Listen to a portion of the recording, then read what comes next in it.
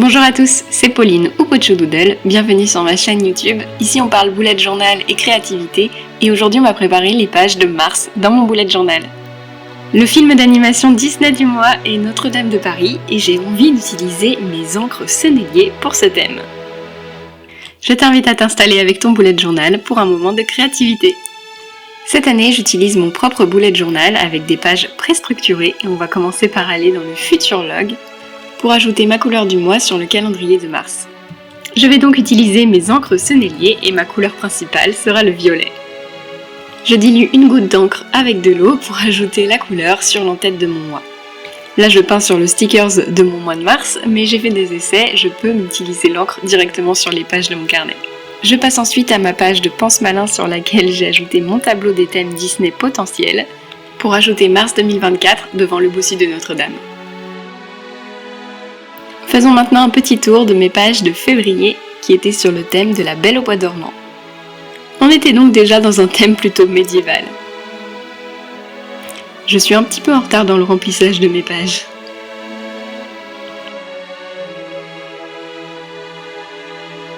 On va pouvoir passer à mes pages de mars.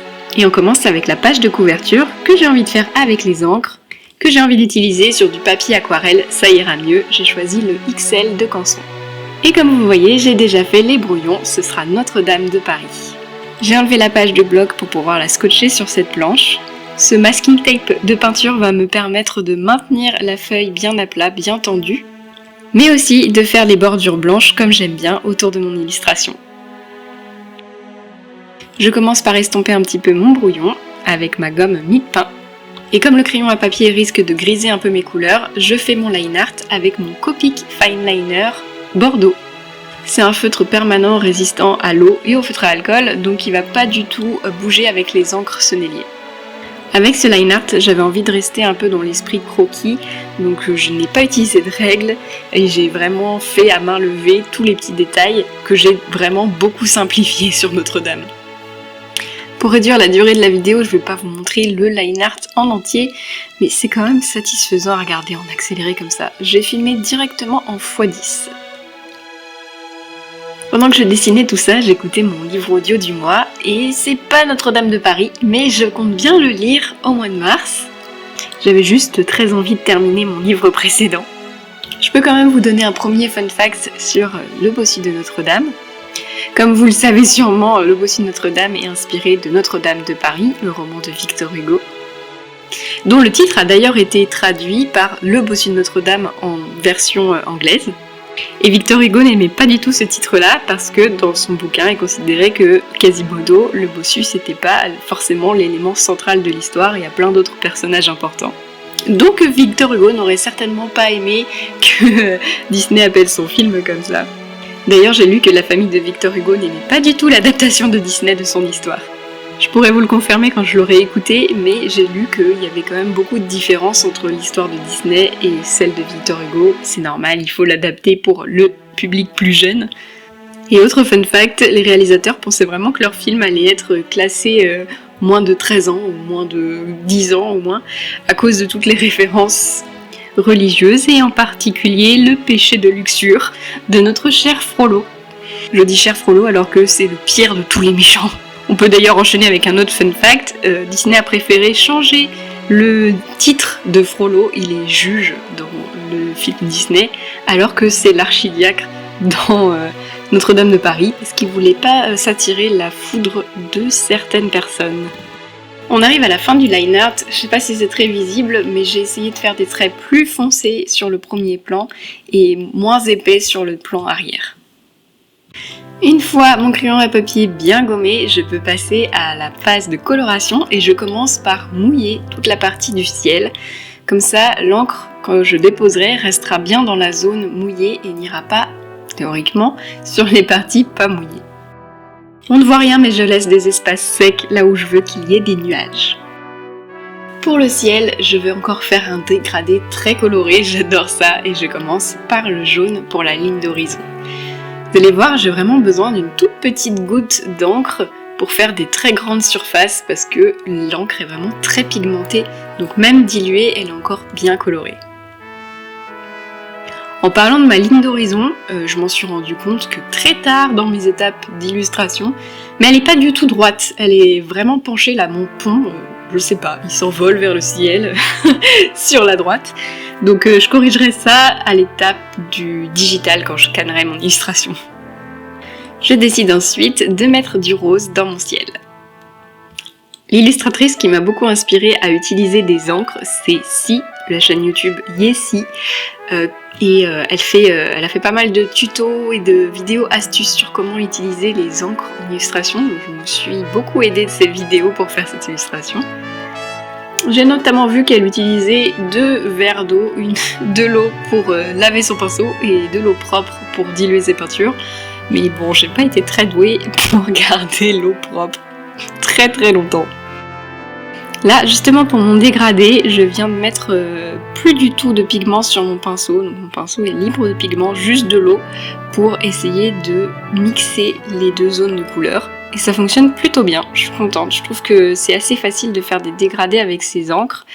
Par contre, j'ai eu un peu du mal à faire des aplats de couleurs très nettes, très lisses. Et ce que vous me voyez faire ici, c'est retirer des pigments là où j'avais dépassé. Et pour ça, j'utilise mon pinceau complètement vierge de pigments avec très peu d'eau, légèrement humide. Et en fait, les pigments remontent dans le pinceau comme ça.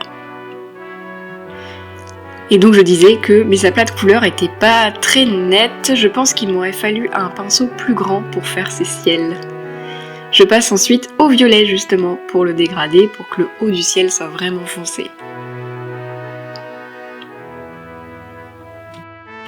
Je suis vraiment très fan de ces couleurs. Ça faisait trop longtemps que je n'avais pas sorti mes encres. Je les avais utilisées en octobre 2020. C'est la dernière fois que j'ai fait Linktober en traditionnel. Et ensuite, je les avais utilisées en 2021 dans mon bullet journal en octobre aussi. Je suis donc passée à la coloration du fleuve, de la Seine, qui reflète notre beau dégradé du ciel. Une fois que le ciel était bien sec, j'ai passé de l'eau au niveau de mes nuages pour pouvoir les colorier à leur tour. J'ai voulu faire comme s'ils étaient éclairés par notre coucher de soleil, donc par le dessous. Donc je les ai fait, j'ai fait la base en jaune et ensuite j'ai voulu mettre les couleurs du ciel qui se reflèteraient dans les nuages. J'ai eu à la main un petit peu lourde, ils étaient un peu trop foncés et j'ai trouvé que mes couleurs étaient vraiment un peu trop mélangées les unes aux autres. Ça faisait un peu trop, peut-être tempête, un peu trop nuage sombre quoi. Mais j'ai pu légèrement rattraper ça avec mon pinceau libre de pigments, pas trop humide comme tout à l'heure, pour essayer d'enlever le plus possible de pigments à mes nuages et essayer de les éclaircir le plus possible. Donc ça c'est possible parce que l'encre n'était pas encore tout à fait sèche. Bon, c'est pas parfait, mais c'est quand même un petit peu mieux au final.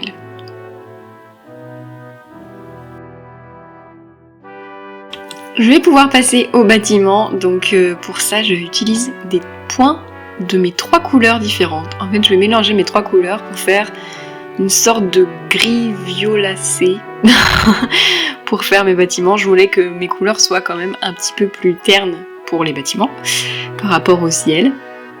Donc j'ai fait un gris violet.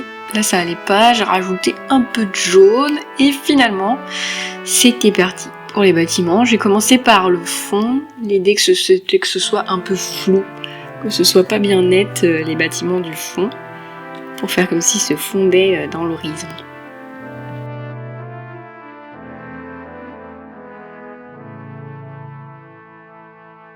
J'ai donc commencé à faire une première couche avec ce violacé gris et ensuite j'ai fait un coup de sèche-cheveux pour que ça sèche plus vite. Merci Si pour l'astuce, oui, on n'a pas envie d'attendre que ça sèche. Et là j'ai utilisé mon plus petit pinceau pour remettre du violet pour les ombres. Là encore, c'est vraiment pas très net ce que je fais. L'idée c'est d'avoir une idée générale de la forme au fond. Je fais quand même des petites briquettes sur le pont, c'est vrai. Et puis quand on fait une illustration comme celle-ci, où il y a quand même beaucoup d'informations sur l'illustration, il faut pas s'attacher à chacun des petits détails, c'est pas très important, ce qui compte c'est l'image globale que ça rend. J'ai quand même fait quelques reflets jaunes pour apporter un petit peu de lumière, c'est assez discret.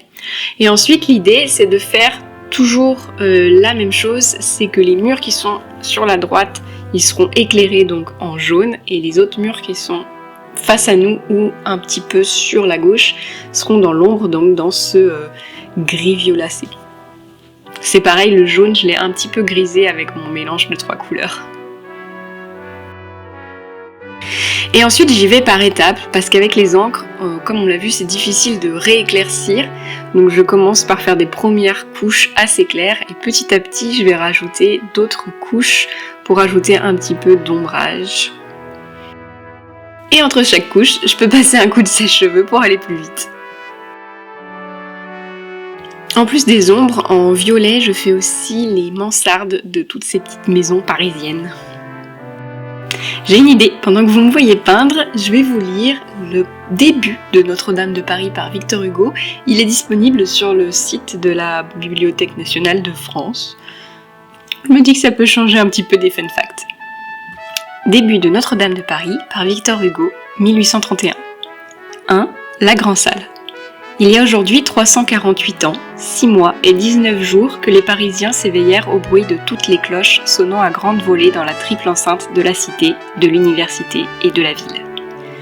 Ce n'est cependant pas un jour dont l'histoire est gardée souvenir que le 6 janvier 1482.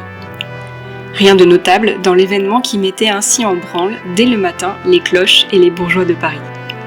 Ce n'était ni un assaut de Picards ou de Bourguignons, ni une chasse menée en procession, ni une révolte d'écoliers dans la vigne de Laas, ni une entrée de notre dit très redouté Seigneur Monseigneur le Roi, ni même une belle pendaison de larrons et de larronnesses à la justice de Paris.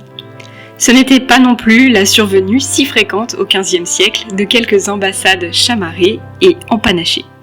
Il y avait à peine 2 jours que la dernière cavalcade de ce genre, celle des ambassadeurs flamands chargés de conclure le mariage entre le dauphin et Marguerite de Flandre, avait fait son entrée à Paris, au grand ennui de monsieur le cardinal de Bourbon, qui, pour plaire au roi, avait dû faire bonne mine à toute cette rustique cohue de bourgmestres trop dur, de bourgmestres flamands, et les régaler en son hôtel de Bourbon d'une moult belle moralité, sortie et farce, tandis qu'une pluie battante inondait à sa porte ses magnifiques tapisseries. C'est quoi ces phrases de 3 kilomètres? Le 6 janvier, ce qui mettait en émotion tout le populaire de Paris, comme dit Jehan le 3, c'était la double solennité, réunie depuis un temps immémorial, du jour des rois et de la fête des fous. Trop bien, il y a la même mention de la fête des fous dès les premiers paragraphes. C'est pas très facile à lire, hein. Il y a quand même beaucoup de références médiévales que je maîtrise pas. Mais enfin, vous me direz si vous l'avez lu, si ça vous a plu, et moi je vous dirai si j'ai apprécié l'histoire malgré ces difficultés-là, quand je l'aurai lu en entier. Je suis donc passée à la peinture de Notre-Dame de Paris, comme pour le reste des bâtiments, avec nos 2 couleurs en fonction de l'exposition du bâtiment. J'ai quand même eu envie d'apporter une touche de peps et de couleur avec le vitrail central en rosace que j'ai fait tout rose. Et comme toujours, un petit coup de sèche-cheveux avant de passer aux petits détails. Je vous en ai mis un petit peu en vitesse réelle. Donc j'ajoute en fait du violet, pareil, pour faire mes ombrages au niveau des renfoncements dans le bâtiment. C'est vraiment cette étape d'ombrage qui donne tout le relief à cette illustration. Et je dis merci à ce tout petit pinceau de précision que j'avais acheté à Dalbe à la Cité des Arts de Rennes. Et ça me donne envie d'avoir plus de couleurs de ces encres senneliers, et il faudra que j'aille voir s'ils en ont justement là-bas.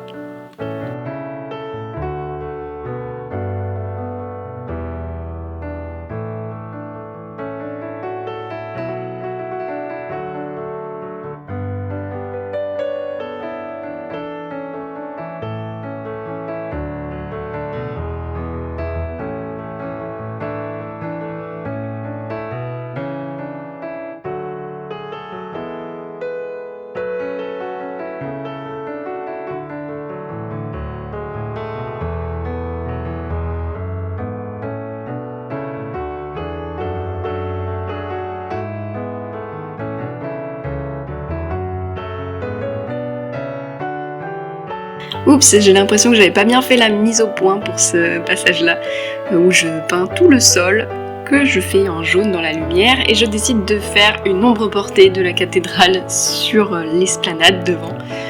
sur laquelle j'ai quand même mis une référence à la fête des fous. C'est aussi l'occasion de rajouter encore un peu de peps sur ce côté-là de l'illustration. Je trouve que ça balance bien avec le ciel et le fleuve qui sont bien colorés. Donc j'ai fait quelques tentes pour la fête des fous avec aussi des fagnons que je peindrai plus tard. Et je suis vraiment fan de ce magenta. Tiens, je vais vous mettre quand même l'image de référence que j'ai utilisée pour cette illustration. J'ai pas complètement inventé. Je me suis clairement inspirée de cette image-là, qui a l'air de provenir d'un livre du Bossu de Notre-Dame de Disney.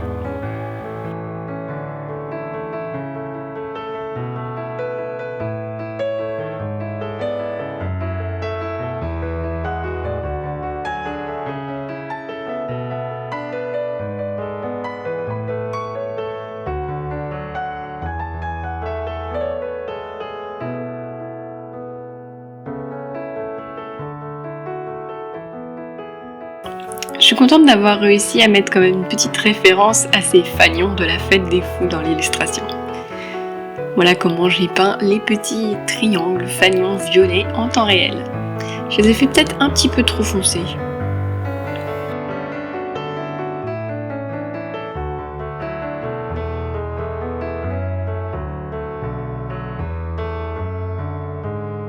On arrive aux dernières petites touches de l'illustration, c'est l'ajout de blanc avec mon Posca pour faire les petits reflets dans le fleuve. Tout de suite, ça ressemble beaucoup plus à de l'eau.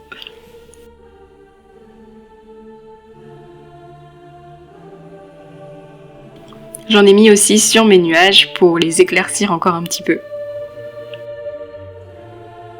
Et le soleil a pointé le bout de son nez sur mon bureau, juste pour le moment satisfaisant de retirer le masking tape.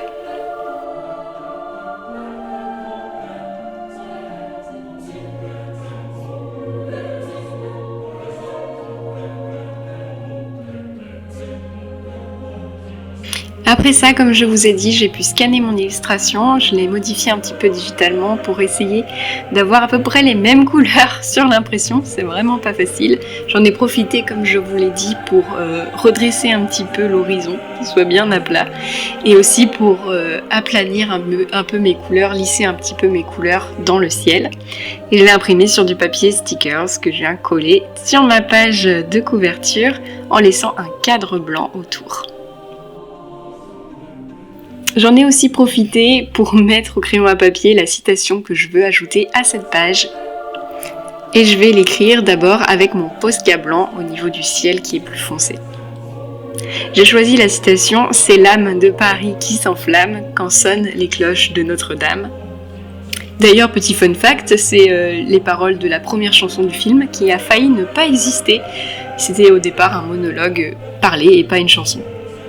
J'ai ensuite sorti ma plume pour écrire avec ces encres parce que c'est quelque chose que je faisais justement pendant l'Inktober. Je me suis dit que ça pouvait être sympa de l'utiliser pour la citation. J'adore le résultat, j'aime bien comment ça écrit, c'est super agréable à écrire, mais je vais quand même le regretter un petit peu parce que ça fait un peu des pâtés qui mettent énormément de temps à sécher et je me suis fait avoir plein de fois pendant toute la préparation de ces pages où j'ai de l'encre qui est passée de l'autre côté, vous verrez. Mais c'est pas grave, on va s'en sortir quand même.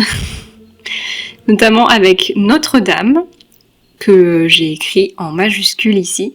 Et juste après l'avoir écrit, je voulais laisser sécher en passant à l'autre côté, mais j'ai mis mon petit doigt dedans. Voilà, je l'ai pas vu filmer à la caméra, mais j'ai mon petit doigt dans Notre-Dame. J'étais vraiment dégoûtée. J'ai essayé de l'enlever avec mon pinceau comme je le faisais sur le papier aquarelle, mais ce papier-là, papier sticker, il n'est pas fait pour ça. Donc j'ai mis un petit coup de Posca. J'ai à peu près rattrapé comme ça. Je le laisse sécher pour l'instant. Et on verra ce qu'on peut faire de mieux après. De l'autre côté, j'ai décidé de peindre directement avec mon encre violette pour le titre du mois. Au départ, je voulais contourner les lettres, mais en fait, ça faisait un peu trop de pâté d'encre. Donc finalement, pouf, j'ai décidé de partir complètement sur toute la zone de titre. Ce sera pas parfait, c'est vraiment pas le papier, il est vraiment pas fait pour ça. Donc ça fonctionne, ça traverse pas, c'est le principal, mais ça va faire un petit peu des lignes, mais c'est pas très grave. Donc j'ai fait le fond de ce cadre en violet et je me suis inspirée du titre du DVD du Bossu de Notre-Dame, qui a une case violette comme ça avec le titre dessus. Et maintenant que le Posca est sec, je repasse un petit coup de crayon de couleur jaune pour essayer de ramener le jaune ici. Ça déchire pas mal la feuille, mais c'est pas grave, du coup je colorie en dessous de cette première couche de feuille et ça va, c'est pas si pire. J'ai un peu réussi à rattraper mon petite erreur ici. Je retourne sur ma case de titre où j'ajoute un cadre jaune avec mes encres toujours.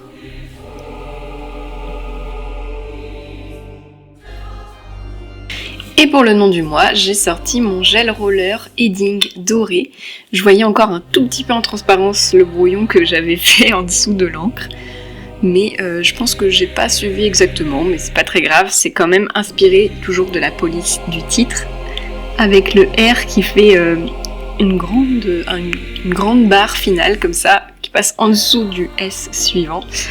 J'ai eu envie aussi de repasser le contour jaune avec mon feutre Edding.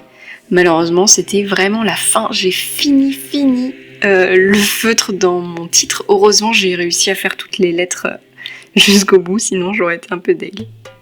Pour le personnage en dessous, j'ai toujours envie d'utiliser mes encres, donc c'est reparti avec mon papier canson aquarelle XL et j'ai choisi de représenter Esmeralda. Là encore, je passe un petit coup de gomme mie-de-pain avant de faire mon line art, toujours avec mon feutre Copic multi-liner Bordeaux. Comme toujours, je commence par le visage parce que s'il est raté, ça sert à rien de continuer. Je vous laisse un petit peu de temps réel encore pour que vous vous rendiez compte de la vitesse et de l'hésitation de mes gestes à chaque fois. Sur ce dessin-là, contrairement à la cathédrale et à l'autre page, j'avais pas envie de cet effet croquis, donc j'étais quand même assez précise sur mes traits. Je suivais bien le brouillon que j'avais fait. Mais ensuite, je vais quand même essayer d'aller un petit peu plus vite parce que vous avez déjà vu toutes ces étapes d'ancrage et de coloration. Le plus satisfaisant à dessiner, c'était vraiment ses cheveux. Je suis assez contente de mon dessin, je trouve qu'il est plutôt réussi. Je suis pas sûre que ce soit 100% ressemblant à la Esmeralda de Disney, mais c'est pas grave. Je suis surtout très contente des mains, je trouve que je les ai bien réussies. Et ça fait plaisir parce que ça fait 2 fois que c'est le cas, donc je suis contente. Je m'améliore un petit peu là-dessus. Sur la poitrine, j'ai fait une petite erreur à un moment, vous allez voir, et je la rattraperai à la toute fin avec un petit coup de Posca.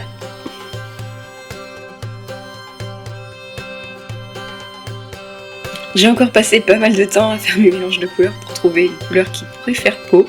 J'ai surtout mélangé du jaune et du rose pour faire un orangé et j'ai mis une petite touche de violet. Et cette fois j'ai commencé par la main parce que si la couleur m'allait pas, je pouvais pas revenir vraiment en arrière. Mais finalement, je me suis dit que ce serait très bien cette couleur.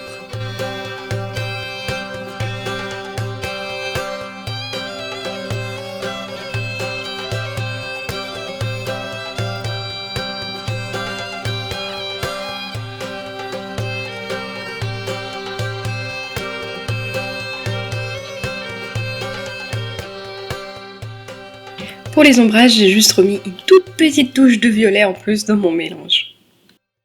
Pendant que je peins Esmeralda, je vous propose de vous lire la description justement d'Esmeralda par Victor Hugo dans Notre-Dame de Paris. Elle était brune, mais on devinait que le jour, sa peau devait avoir ce beau reflet doré des Andalouses et des Romaines.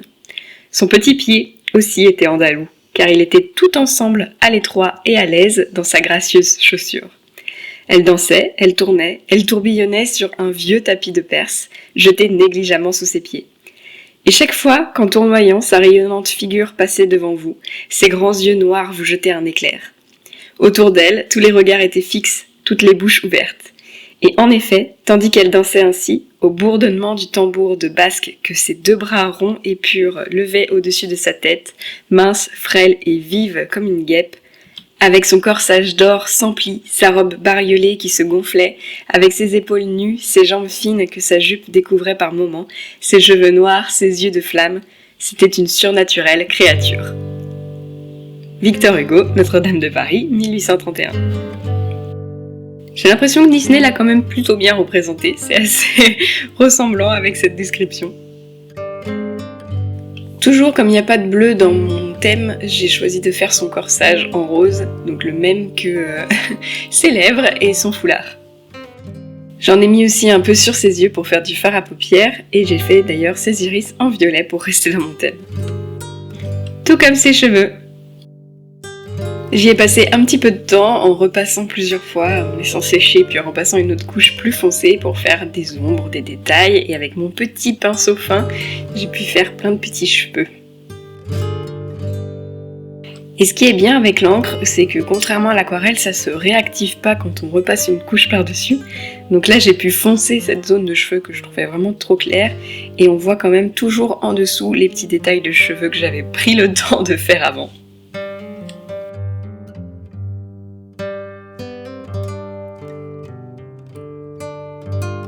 Je pense que j'aurais quand même pu laisser encore plus de zones vraiment claires pour faire des reflets, mais là on voit que en repassant une couche quand même, on a quand même ce reflet qui se fait à l'arrière de son crâne. Une fois que j'avais terminé de peindre, j'ai eu envie de repasser les line art, donc finalement avec mon petit pinceau fin, j'ai refait tous les contours pour qu'ils soient plus visibles.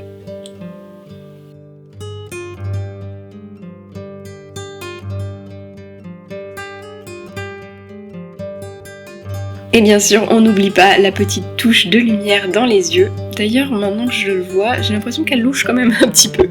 Et je mets aussi des zones de lumière sur ces bijoux. Et voilà la version finale et la version que j'ai scannée et réimprimée. Je suis un peu déçue, les couleurs sont ternes, j'avais pas assez le temps de modifier beaucoup l'image pour améliorer ça. J'essaierai d'y repasser un peu de temps avant de vous poster ça pour mes abonnés Ko-fi qui ont le droit à cette version imprimable de mes 2 illustrations de couverture. Mais bon, quand on la voit toute seule sur la page, ça va, elle est quand même jolie. C'est juste que par rapport à l'original, elle est quand même beaucoup moins peps. Comme toujours, ensuite, je vais mettre une délimitation de mon mois avec un washi, et c'est donc le moment de vous présenter mon kit de stickers du mois, avec justement la planche de 3 washi, la planche de stickers à colorier, et les 2 planches de stickers plus classiques.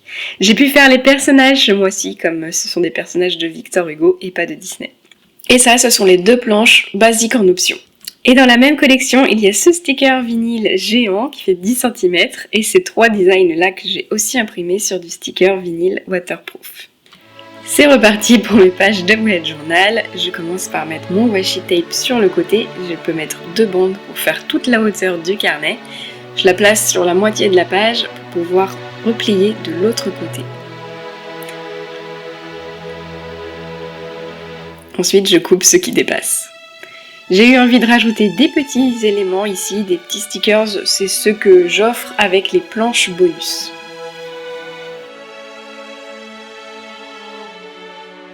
Voilà pour ma double page de couverture du mois, on peut passer à ma page de résumé du mois.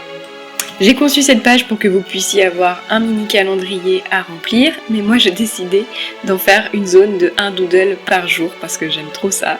Et encore une fois, j'ai utilisé mon encre et j'en ai mis un petit peu partout, mais c'est pas grave.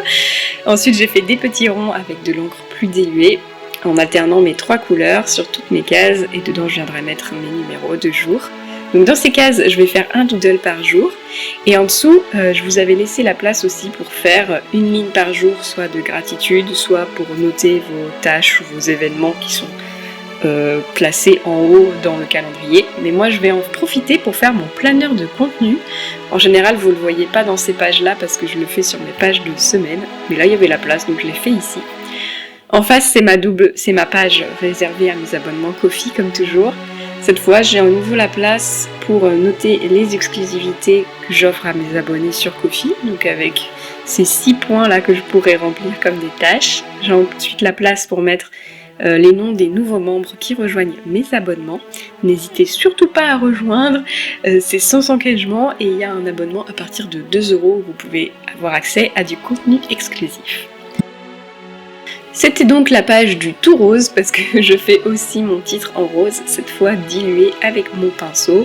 J'ai pas fait de police particulière, j'ai juste écrit en majuscule Ko-fi avec mon pinceau. Et pour ceux qui se demandent, Ko-fi c'est juste le nom de la plateforme sur laquelle j'ai ma boutique en ligne et mes abonnements. Je continue avec le rose pour colorier cette case grisée.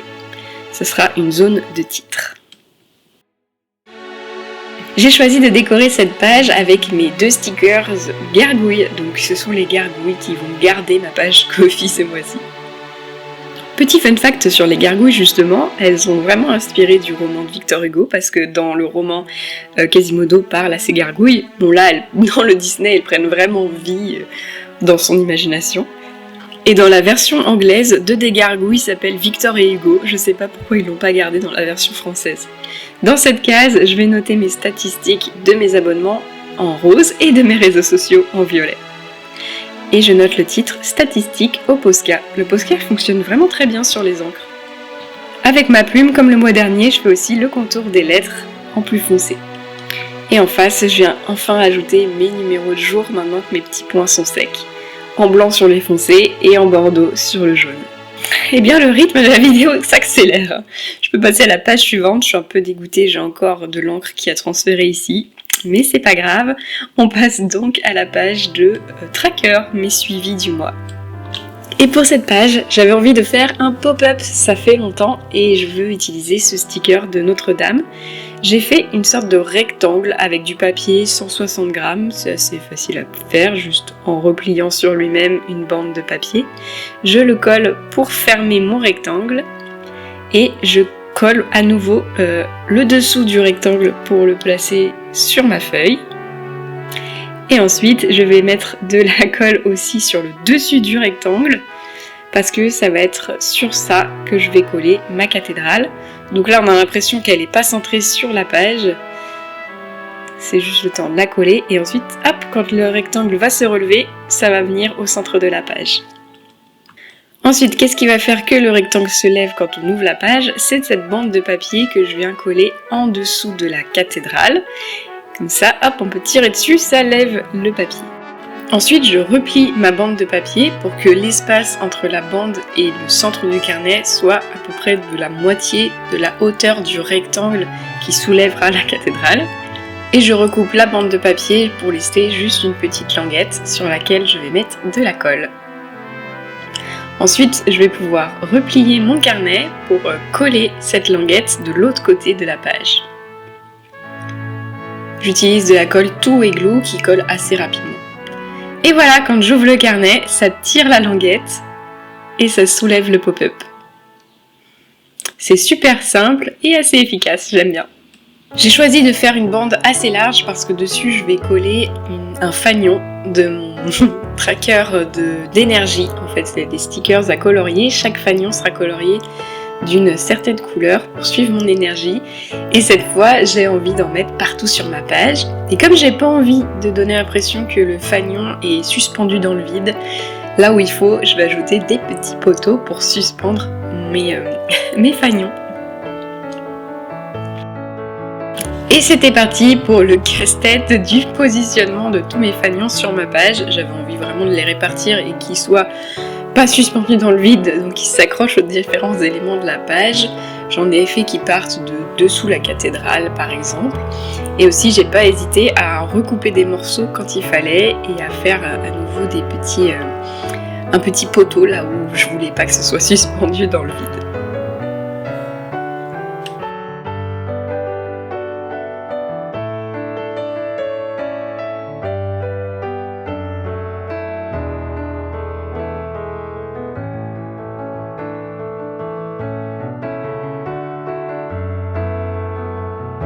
Avec celui-là, j'ai vraiment fait puzzle parce que j'ai recoupé le fanion qui dépassait de la page ici pour en mettre l'autre côté à un autre endroit. Et comme ma corde, elle était trop courte sur un des côtés, hop, j'ai coupé la corde qui dépassait de ce côté pour la recoller de l'autre côté. C'était vraiment du puzzle. J'ai choisi d'utiliser mon sticker en forme de fanion justement pour faire le titre de ces éléments et il y avait pile poil le bon nombre de fanions pour écrire une lettre par fanion, énergie. je vais suivre mes journées, je vais colorier en fonction de si je suis motivée, si c'est neutre ou si je suis fatiguée. De l'autre côté, j'ai 5 zones qui me permettront de suivre 5 activités, ou mon sommeil par exemple. À chaque fois, il y a 30 cases pour y noter un petit point quand j'ai fait cette activité. Mais il y a 31 jours en mars, donc j'en rajouterai un à chaque fois. Il nous reste une dernière chose à faire sur cette page, c'est la découpe de cette zone grisée en haut, c'est pour créer un onglet. Donc en dessous, on va voir apparaître les onglets suivants pour mes pages de semaine, mais sur le premier, j'ai eu envie d'écrire tracker. Peut-être que ça changera après en fonction de ce que je fais comme onglet dans mes pages de semaine. Mes premières pages du mois sont donc terminées, on va pouvoir passer au tour complet final. C'est le moment de t'abonner et de liker la vidéo. J'ai vraiment pris beaucoup de plaisir à réutiliser mes encres pour ce thème. Elles ont vraiment des couleurs peps que j'adore. Comme toujours, je vous rappelle que vous n'avez pas besoin de passer autant de temps sur vos pages de couverture, mais que moi j'adore ces moments créatifs. Pour les 2 autres pages, vous avez vu, c'est quand même allé assez vite. Pour la suite, on se retrouve en live la semaine prochaine pour faire les pages de semaine. Et voilà pour mes pages de mars et j'espère que vous avez passé un bon moment en regardant cette vidéo. Comme toujours, dites-moi en commentaire quelle est votre page préférée. J'adore les couleurs flashy de ma page de citation. Mais j'ai un petit faible pour la page de tracker. Je pense que ça va être aussi super sympa de tout colorer les drapeaux avec les petits pop-up et tout. Merci d'avoir regardé cette vidéo et comme toujours, un immense merci à tous mes abonnés sur Ko-fi. Je vous souhaite une très bonne semaine et à bientôt!